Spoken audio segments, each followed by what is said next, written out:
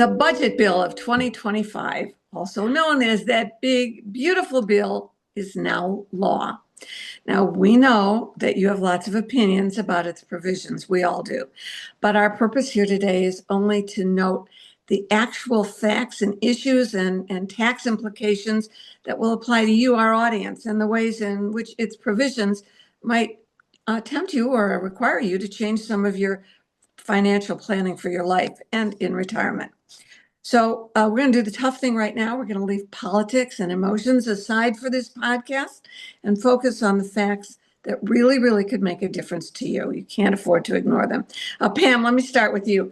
You're the one that said we can do this without getting political. What do you think? I absolutely know we can, because cutting right down to the facts, like you said, is much more valuable than anybody hearing us and our opinions.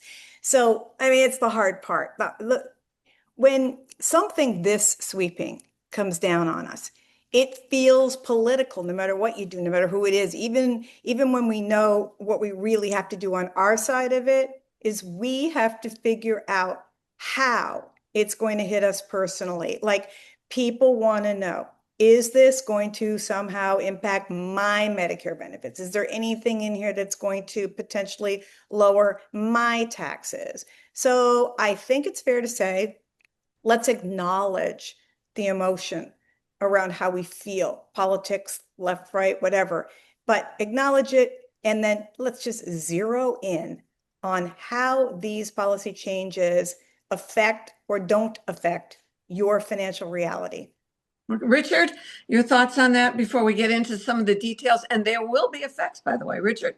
Yeah, well, I agree with everything Pam said. I would say that, I think our audience has probably heard a lot of hysteria, particularly on cable news, both pro and con about the bill. And as you say, we're staying away from that. What we want to do is try to explain, here's what's in the new law. This is when it takes effect, because some of the things take effect at very different times and also expire at certain points. So we want people to understand sort of what it means for them and when it means it for them. All right. And I will just say that we're going to talk about taxes today, too. So I'm going to encourage you, if you think some of these things tangentially will impact you, to meet with your tax accountant toward the end of the year. Before the end of the year, there might be some things you want to do that change your tax picture, too. So seek personal advice, because this is complex. All right. Let's get going here. Okay, let me go through some of the key points that might impact you directly. Now, of course, what you know for starters overall is that the bill leaves the tax cuts from 2017, the ones that were supposed to expire, in place. You're going to hear all kinds of discussions, glass half full, glass half empty. The fact is there would have been a significant tax increase had the cuts expired and not been renewed as they are now. We'll get into some of the details. One of the things you're going to notice, not a big deal, but at tax time next spring when you do your return, you'll notice that the standard deduction is increased slightly for 2025 when you file your return next year, from 15,000 single, 30,000 married jointly. Well, a little more, 15,750 single, 31,500 married filing jointly. And then there's another thing. It's called the SALT, state and local tax exemption. That's the deduction for state and local taxes. Now, you remember it was sort of unlimited if you paid property taxes at your home in New York and again in Florida, or you paid income taxes and so forth. You had huge deductions if you lived in a high tax state. And the last bill lowered it to just $10,000. It hit hard at people in high tax states. And those politicians, New York, California, both parties wanted something done about that. So the SALT exemption goes up to $40,000 limit for 2025. But if you're very wealthy and have a lot of income, you won't get to take advantage of that either, because it phases out at $500,000 in income. Pam and Richard, there was a little bit of controversy over this SALT deduction. Should we talk about that for a minute? Sure, I'll start. I would say the SALT deduction is going to be very important to homeowners in certain parts of the country and not at all for many other people everywhere else. Where it really is going to be helpful for people is if they live in New York, New Jersey. I live in New Jersey, and New England and California, because those are the states that have the highest property taxes on homes, and those are where people are really going to, be able to take the deduction in many cases. Now, you still have to be able to itemize, but I think a lot of people in those places will be able to take advantage of it. I think in many other places, it's going to be a non-issue. Pam? Yeah, okay. Let me comment on both of these. First one, the standard deduction. The little bump in the standard deduction, it's not nothing. But for most of, the audience that's listening to our podcast, middle, anywhere, typical, person who's retiring, it's not a game changer, but it's there.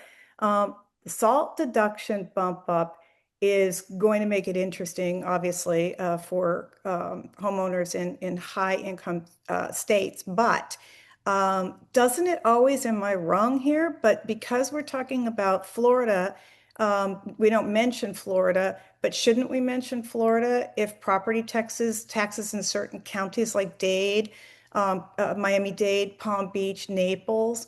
I mean, they've got really high property taxes. So doesn't it Yeah. benefit Or them people, as well? or Pam, people with homes into snowbirds. You've got a home in Florida, you pay property taxes, a home in New York, Chicago, me, Right. and then you're paying a lot. So anyway, you're going to get a bigger increase if you qualify in your deduction, and that's really money saved. Yeah, Okay, and Terry, let me make one point there. That's what I was going to say next is that reminder. It's not like you're getting $30,000 back in your pocket, but you're going to save a few $1,000s in taxes because, the government's letting you subtract, that's a exactly. deduction. And if you're in the for- 37% tax bracket and you get $40,000 worth of deductions, that's real money in your pocket. All right, I'm going to move on to one that everybody probably thought we should start with, but I was just warming up to this. This is the one that's making headlines. And it's controversial, not in what it does, but in how it's been PR'd. Let me give you the facts and then we can discuss the PR implications of this. And it revolves around this special $6,000 increase in the standard deduction for some, but not all seniors. Okay. It effectively raises the standard deduction for seniors age 65 and older if your modified adjusted gross income, don't get me into that, is up to $75,000 for an individual and $150,000 for a couple filing jointly. In fact, if they're both over 65, each spouse can take the deduction for a total of $12,000 if they're 65 plus and they qualify based on income. The income, that deduction phases out. So if you earn more than 175,000 as a single or 250,000 for a couple, you don't get it at all, but it just sort of phases out the $6,000. Now, let's talk about what that is first. That's not for sure, and I've gotten many emails and posts on my Ask Terry blog at terrysavage.com. Does that mean I'm going to get $6,000 in my Social Security account? Are they sending me a bonus check for $6,000? When do I get my $6,000? No, this is a larger deduction for you against your income as they calculate taxes. Now, what it does is have the side benefit of, for many people, making it so that none of their Social Security benefits are taxed. I won't go into the amount that a certain level, your Social Security benefits are taxed, 50% of them, higher level of income, 85%. But now that you have $6,000 more deduction, for many people, I'll tell you how many people, it will effectively remove your Social Security benefits from being taxed. Now,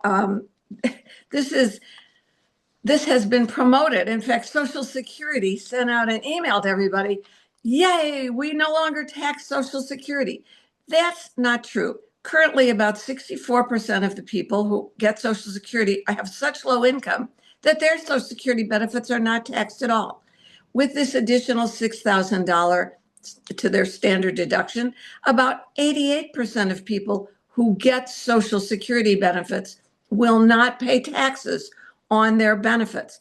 But you do not have to be receiving Social Security to use this $6,000 additional deduction. Suppose you're a retired fireman or police or teacher or something. You never qualified for Social Security, but you're getting a nice pension. You're still working. Your income is, $65,000. Now you have, in addition to the standard deduction, another $6,000 deduction. So for sure, you'll pay less taxes on your pension income. This did not eliminate taxes on Social Security. It's just a byproduct of a $6,000 higher standard deduction. Sorry for the monologue there, but I hope I preempted some questions. What do you guys think about Social Security sending an email to everybody? Let me say one thing about that. There was another thing that was in that email that was problematic and not accurate, which is it made it sound as though this is going to be true for everybody who claims Social Security. It's for people 65 and older, and most people who, when they claim Social Security, are doing it earlier than that. Most people are claiming it at 62, 63, 64, because either they can't afford to wait to claim later, or they just want to get the money sooner, whatever the reason may be. They are not going to be eligible for this deduction. So it's really about how old are you, not whether you're on Social Security or not. Okay. Yeah, very good point. Okay, so let me be the dumb one in the group, okay? Terry, Richard, am I hearing you saying that it's it's a smart tax policy, but it's kind of wrapped in some misleading packaging because it's not a Social Security tax cut, it's a broader kind of age-based tax help that is going to help some, but not nearly the number that you sort of read and infer that it's going to impact. Okay, bingo. This bill had a lot of giveaways to special interest groups, like all the people in Nevada that work for tips in the Las Vegas casinos. We'll come to some of those things. Tips, for instance, or the factory worker who won't get taxed on overtime up to a certain limit. We could talk about that. And this is one to make seniors feel happy. Now, being one, I'm happy. Yes, thank you very much. I'll take that additional 6,000. But I just really want to say, number one, this doesn't solve the problem of Social Security, which is another show, another issue. It makes it worse. It makes it worse. Yeah. Actually, it does. So because there are people who won't be paying taxes in. But the fact of the matter is, it was a great PR stunt, just like, and interest on cars. We'll come to some of those little things. But there were a lot of, what do we call them, campaign promises or special interest groups among senators, Republicans and Democrats that lobbied for things that would help their constituents. And so let me just say this, now I'm getting a little political. They're trying to buy us as seniors. They would buy us better if they would fix Social Security than giving us $6,000 higher deduction. Exactly. Don't hold your breath. It's not going to happen anytime soon. All right, so shall I move on? Okay. One other thing, I don't think it's going to change your estate planning, but the standard, the deduction for the estate and gift tax exclusion has been increased to $15 million if you're single, $30 million for a married couple. Oh, goody. Jointly. So look at it's up. When I first started writing about the estate tax exemption, it was $600,000. You could leave anything to your spouse, but you'd set up trust to hold your life insurance and trust for giving stuff away, because it used to be, in my memory, it's a long memory, but $600,000. Now it's $15 million. Look, here's the savage truth about that. Most very wealthy people don't wind up paying estate taxes because not only do they take advantage of this exemption, but they have really expensive lawyers who set up all kinds of trusts for them. But basically, everything you own is in your estate, including the total sum of your retirement accounts when you die. And for federal estate tax purposes now, you can still give anything to your spouse, but exclude $15 million. By the way, your state, and this is really important, don't get lulled into complacency.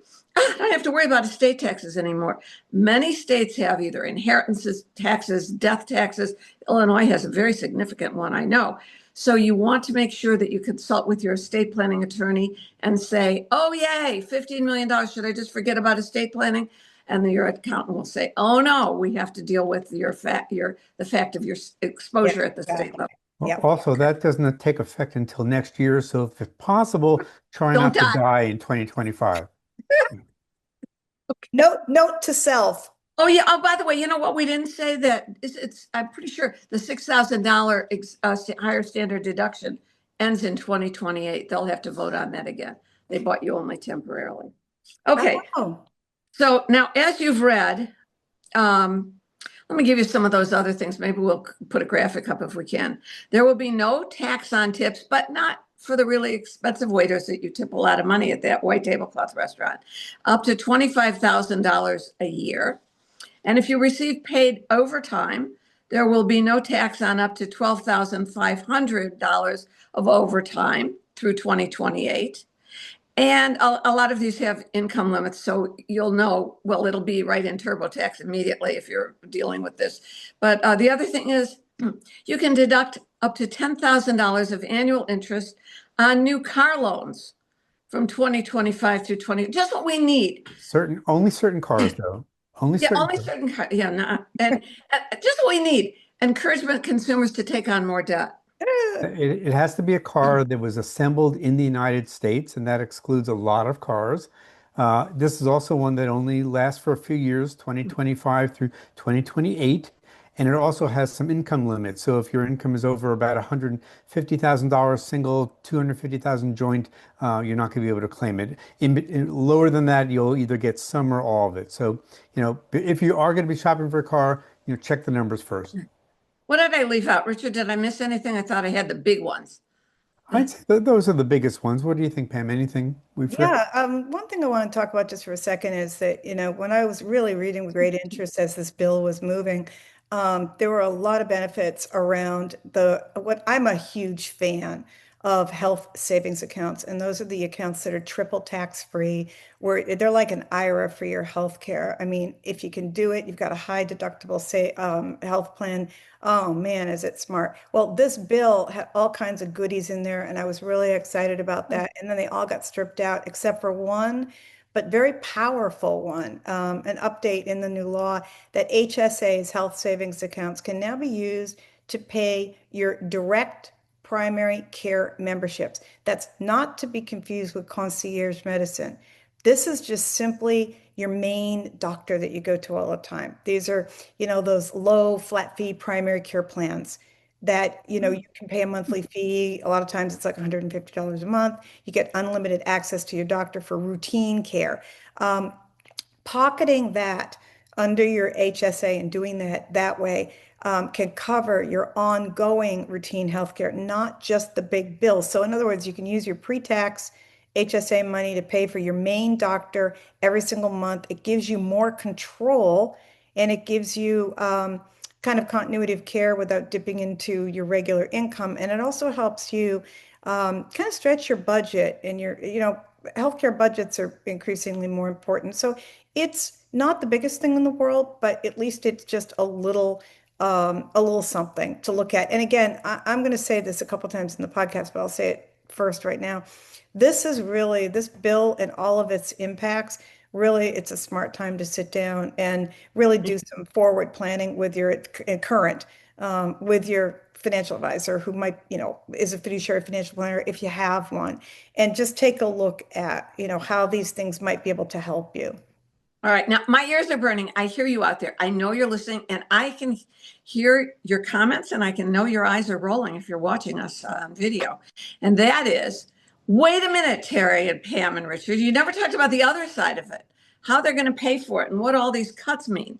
Now, this is, first of all, let me just say that there's been a big headline that it's going to, even despite the cuts, which we'll discuss in a second, it's going to add $3.3 billion to the deficit. The way they've been trillion, right? Trillion dollars. As our old senator from Illinois, Ev Dirksen, once said, $1 billion here, $1 billion there, soon you're adding up to real money. There's some controversy over that scoring from the Congressional Budget Office. It's static, not dynamic. It doesn't, quote, take into account the great growth that will be generated from the continuation of small business tax cuts and et cetera, et cetera, et cetera. But it's going to cost a lot. Can we just stipulate to that? And I'm not into the debate about whether this is going to cause such a surge of growth, not offset by the tariffs, let's say, but whatever. So we've been researching the topic about some of those benefit cuts. Bridget, I think I'm going to turn it over to you, because when we were preparing this, you said, you really have to get into what the savings will be or what the cost will be to the people who are going to lose health care, for example. Yeah, well, the area that I'm especially concerned about is long-term care. Many people who are in nursing homes are able to pay the extremely high cost because they're on Medicaid.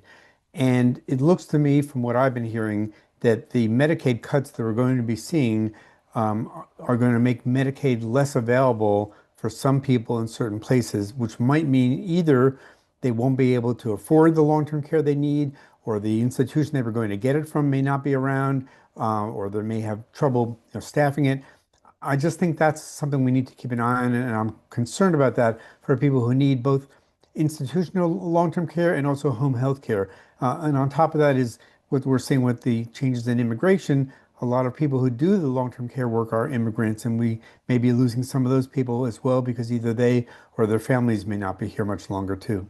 Yeah, they are throwing, it's been pointed out to me that Medicaid will continue to grow in cost, but not at the ginormous rate that's happened since the pandemic, number one. And number two, they're throwing it back to what was an original 50-50 partnership with the states, and the federal government is not going to be underwriting this. But I think you're absolutely correct. The key point here is I've been saying this for 30 years. Don't do Medicaid planning to spend down all your assets so the state will pay for your long-term care. I said this 25 years ago. By the time it's your turn, that's not the place you want to be. There won't be the people there working there. You won't get the attention you deserve. This is a plug for, let's do another show on long-term care insurance, I think. What else, Richard? The other thing I would say is the Affordable Care Act and the marketplace premiums. The final bill did not touch those subsidies, the premiums. These are subsidies that help make the Affordable Care Act health insurance a little more affordable for a lot of low and middle income people. There was some thought along the way. It looked as though they were going to end those subsidies immediately and make it much more expensive for certain people to get this kind of health care. They decided not to do that, but these subsidies expire at the end of this year. So what we don't know is what's going to happen to people who need to buy health insurance through the marketplace starting next year. And it looks to me as though they may be seeing fewer or no subsidies to help them out, which could raise their costs. I've seen something like $700, $800 a year per person. And one other thing, I mean, there are so many things in this bill. We were talking personal finance today, but if you're a supporter of National Public Radio or public TV or the arts or cancer research, or, I mean, the effort to balance out the extension of the cuts and other benefits, like, we'll subsidize your car loan and we'll subsidize being old and so forth. That's going to be offset by, we already know, a lot of government spending. Here's a plug for contribute to your charity this year. You may not be able to deduct it, but your favorite good cause is going to need you more than ever. Yeah. Pam, any thoughts on that? No, I'm just thinking that listening to all this in totality, I mean, this is where it gets really real. Medicare reimbursements drop. Everything is affected. The quality of care in nursing homes gets affected, fewer beds, longer wait lists, more families trying to scramble to figure out how to pay for it. So we talked about this recently on a podcast with long-term care and your odds of needing it and for how long you might need it.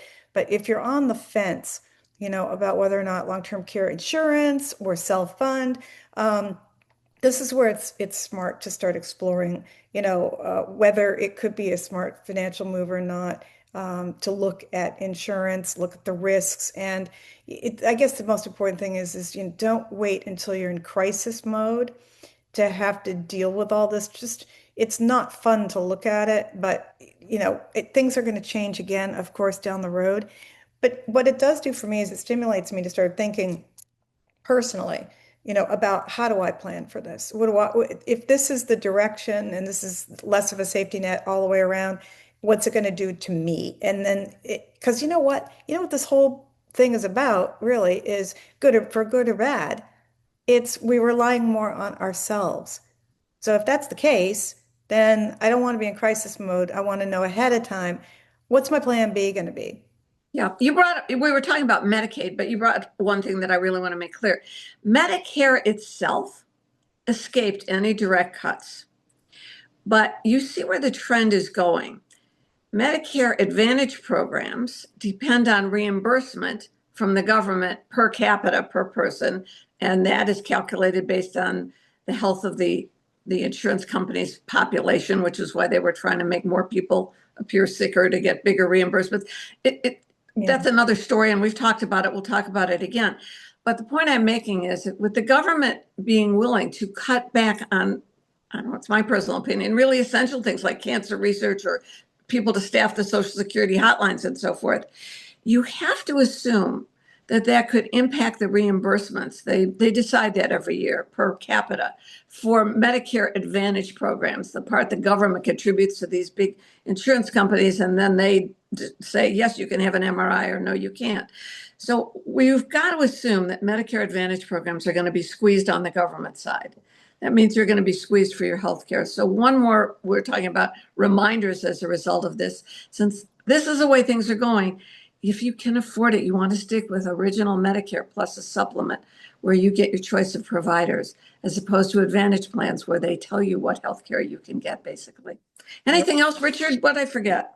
Well, the only thing I would say is, we've seen a lot of news about layoffs from private companies and, of course, the federal government. But I would say in some ways, this new law is going to be a full employment act for accountants and financial advisors. They are going to be very busy at the end of this year and early next year for sure. Yeah, and as a matter of fact, great point. Don't wait. Give it a couple of weeks till I get all these CPA bulletins, and I'm sure you do too in your emails, Richard. Everybody's trying to tell the accountants and everybody what are the provisions and so forth. Let that all sink in. It's a quiet summer, but don't wait until November to talk to your financial planner about your estate plan, to talk to your accountant about your taxes and the deductions, and maybe the quarterly estimated payments you might or might not have to make with more deductions. It's going to change. It's the law. We're not commenting on the passage of the law, but it's the law. It's the way our country works right now. So be aware. Thanks for joining us today. We'll be back soon with another Friends Talk Money. Friends Talk Money is funded in part by a grant from the Investor Protection Trust. The IPT is a nonprofit organization devoted to investor education. Since 1993, the IPT has worked with the states to provide the independent, objective investor education needed by all Americans to make informed investment decisions. Visit investorprotection.org. We also receive support from the North American Securities Administrators Association, known as NASA. It's the oldest international investor protection organization. NASA's members include state and provincial securities regulators from the U.S., Canada, and Mexico who serve on the front lines of investor protection. Recognizing that education and awareness are powerful tools in the fight against investment fraud, NASA is pleased to sponsor Friends Talk Money. Here are 3 important tips to help you protect your money from fraud. With investing, there are always risks, so be cautious of anybody telling you that a certain investment is guaranteed. You should also proceed with caution if somebody is promising very large investment returns. This is a common red flag for investment fraud. Last and most importantly, be sure you're working with a licensed or registered financial professional. You can check your advisor and make sure they're licensed by visiting brokercheck.finra.org. NASA is your partner in keeping you safe and helping you avoid investment frauds. Visit nasa.org and click on the Investor Education tab to learn more.